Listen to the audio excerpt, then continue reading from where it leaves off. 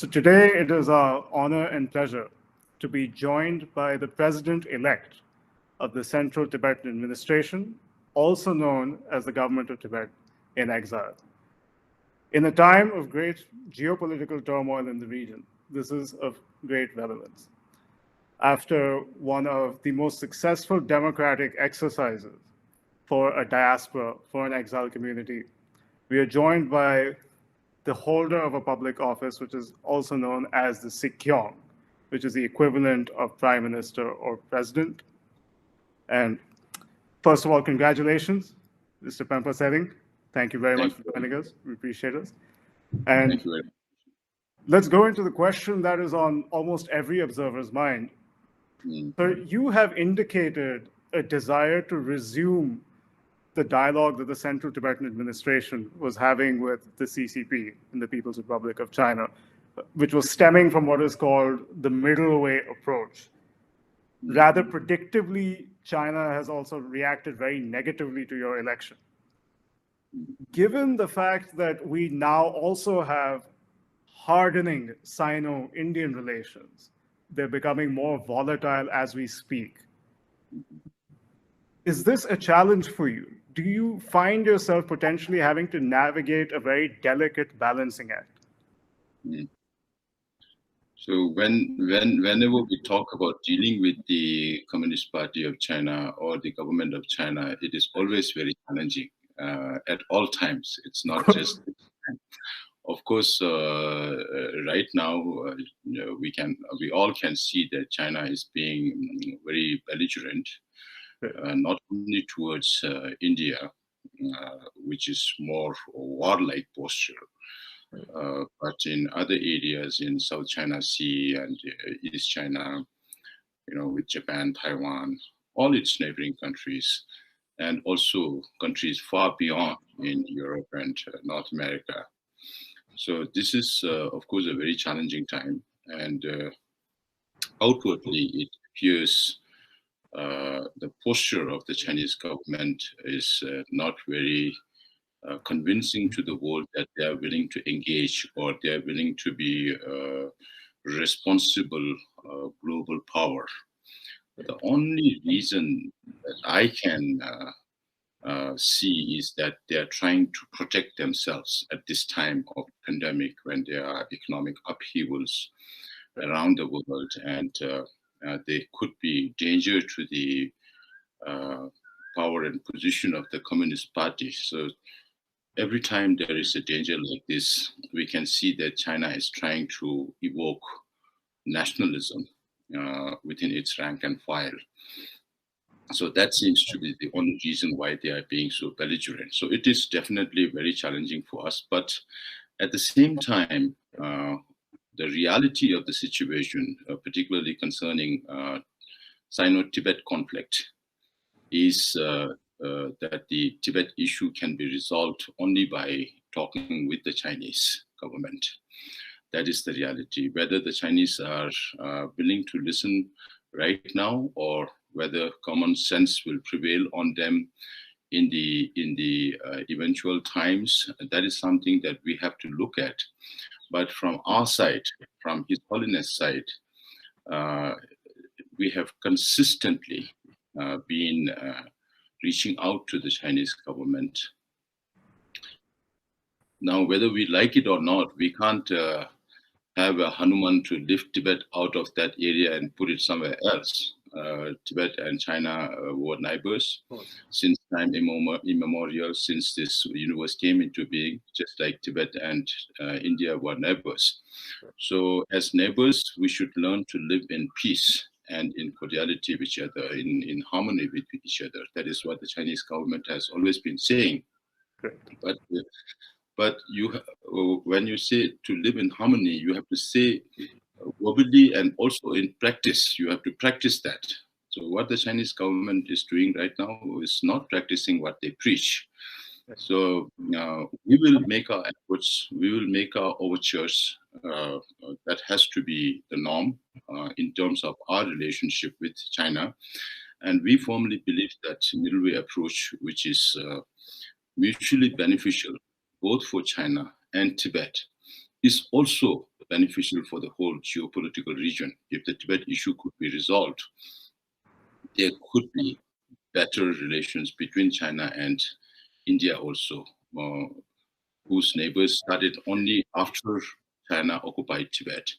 So that relationship is also very important. His Holiness has said many times that China and India are the most populous nations in the world, and we always appreciate good relations between China and India.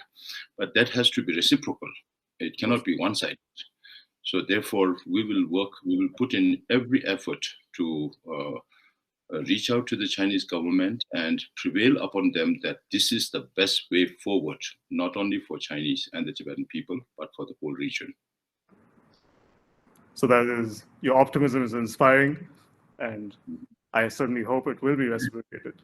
You did mention burgeoning nationalism in China and areas obviously controlled by China. Our colleagues have seen domestic security budgets for places like Tibet and East Turkestan or Xinjiang. They have gone up by almost 400% in a 10-year frame. However, rather disturbingly, particularly right now, we see a renewal of religious repression within Tibet. As you are more than aware, this is the holy month of Sagadawa. It is interesting to see the Chinese repress personal religious practice in the name of COVID, all the while denying that COVID even exists in the Tibetan plateau. Considering, if you were to take a long-term perspective, considering that the refugee flow from Tibet into India has stemmed as borders gotten more militarized, how will the Central Tibetan administration preserve Tibetan religion, culture, and identity within Tibet? It almost seems as if there is a race on China's part to completely sinicize and alter the region. Yeah, one of the major concerns is the larger issue of Sinification or Sinicization of Tibet. And that is being done at various levels. The most concerning is the demographic aggression. Over the last many decades now, we have seen that more and more Chinese are moving into Tibet. We all know that Tibet's landmass is almost quarter of China's landmass. Of course. But the Tibet's population is only 6 million compared to that of 1.4 billion in China.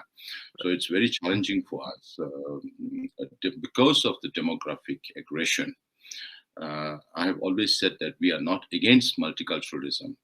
We appreciate multiculturalism. It's happening all over the world.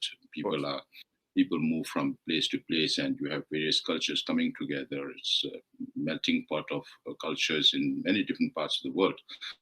But when a majority, one single majority community completely overwhelms a national minority, then it amounts to cultural genocide. So over and above the demographic aggression, you talked about religious freedom. We have seen over the years from Mao Zedong's time to Deng Xiaoping to Jiang Zemin to Hu Jintao to now President Xi Jinping, that there have been more and more curbs on the religious freedom of the numbers of people. And monks in the monasteries have gone down. There is much more surveillance in the monasteries. Now the management committees are filled by local officials, communist officials. Now the most concerning, of course, is the recognition of reincarnation of lamas. So these are all ways and means by the Chinese government, besides control over the Tibetan language. I always say we are an extension of Indian culture, whether it's to do with language or whether it's to do with the Tibetan Buddhism that is derived from India. So language has also become just a study of language. Tibetan as a medium has been abolished. Chinese language is imposed on the Tibetan, and even if you study Tibetan, it's very difficult to get jobs and make a living. So likewise, the more concerning issue is also the environmental issue of Tibet, because Tibet is very fragile. It's the roof of the world. What people call us, we call ourselves land surrounded by snow mountains. Westerners call it roof of the world. Asians call it water tower of Asia.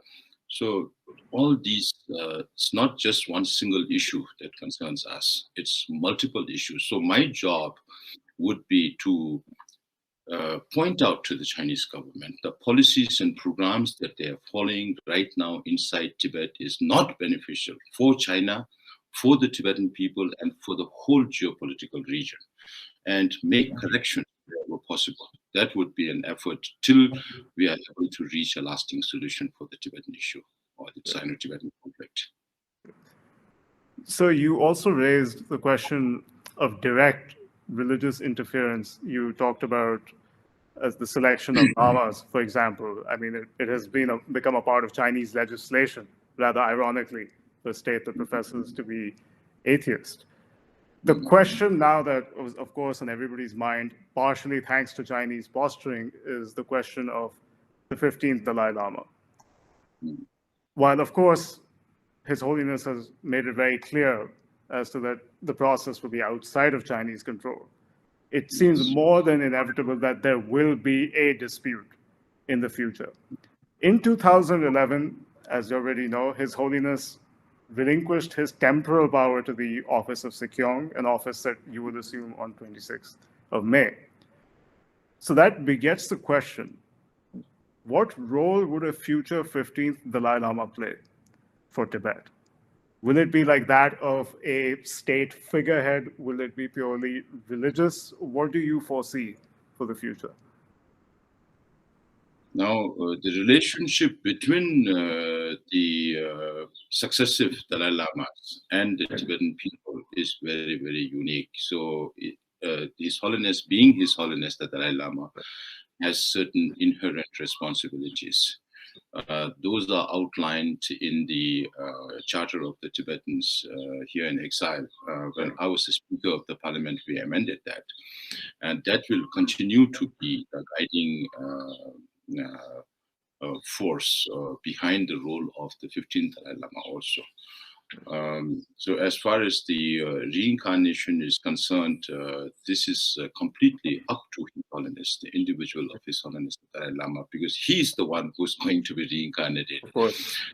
I think His Holiness, I remember His Holiness also saying, if the Chinese government is so very keen, first they should, from my personal side also, I believe that first they should respect the 14th Dalai Lama who's here now, rather than being more concerned about the reincarnation of the 15th Dalai Lama. Of course. And we all believe that His Holiness will live up to the age of 113 years. So there is no rush in talking about this. But every time we have foreign delegations going into China, it seems more like the Chinese government is more concerned about this issue.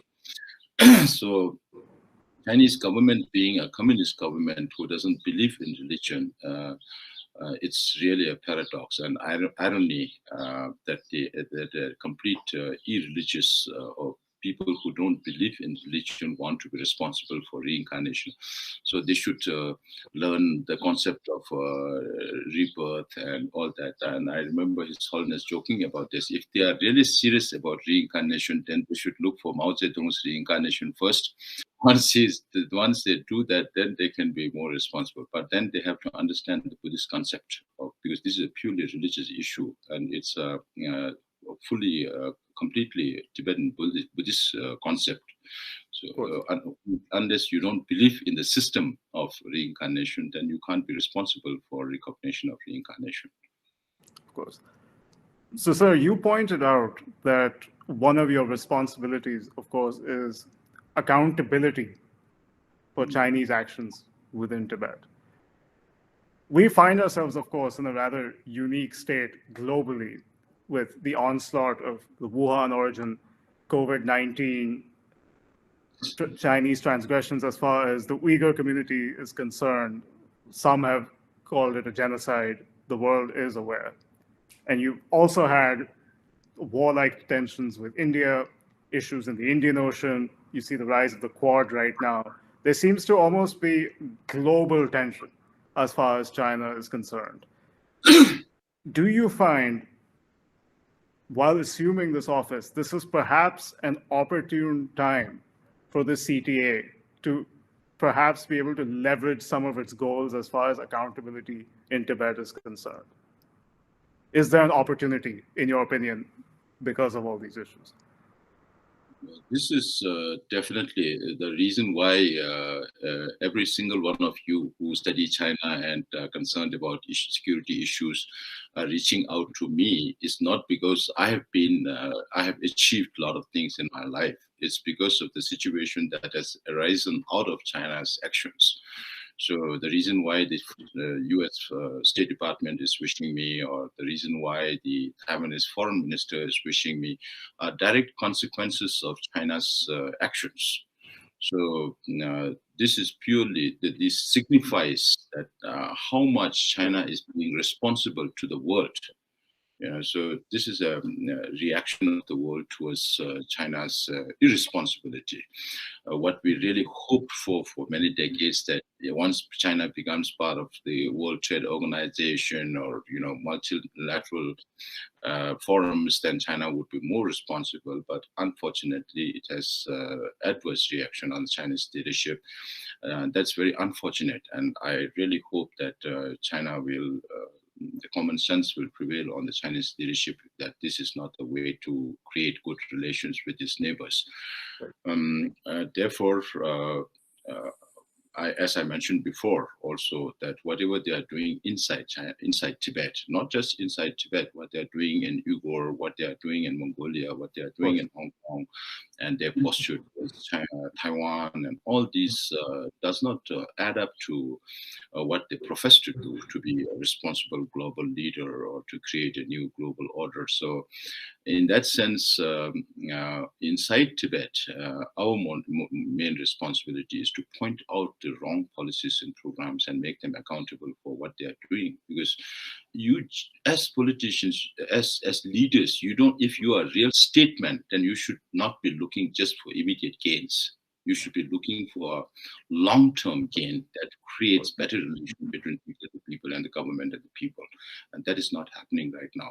And we really hope that Chinese leadership becomes aware of this and then become more responsible and accountable to not just to the Tibetan people, but to its own people. Not keep them in the dark, keep them freedom of information, let them understand what is going on, and let them make their own decision.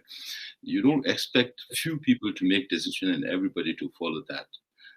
By saying, "Oh, this is an Asian concept. This is with Chinese characteristics all the time." I don't think you can get away with that in the longer term. Of course, very poignant. So to conclude this interview, I would like to give you the floor for a minute or so. If you have any message for an Indian audience, or even a Tibetan audience, or global audience, perhaps what you plan to highlight in the next few months, what is your priority, perhaps? To the Tibetans, I've been speaking a lot in Tibetan also. So for the Indians, to the Indian leaders and to the Indian public, we remain forever grateful for what India has done to us. Our traditional relationship has been Guru-Chela. We are the Chelas, you are the Gurus. And the kind of the nature of the help that the Indian government and the people of India has extended to us in terms of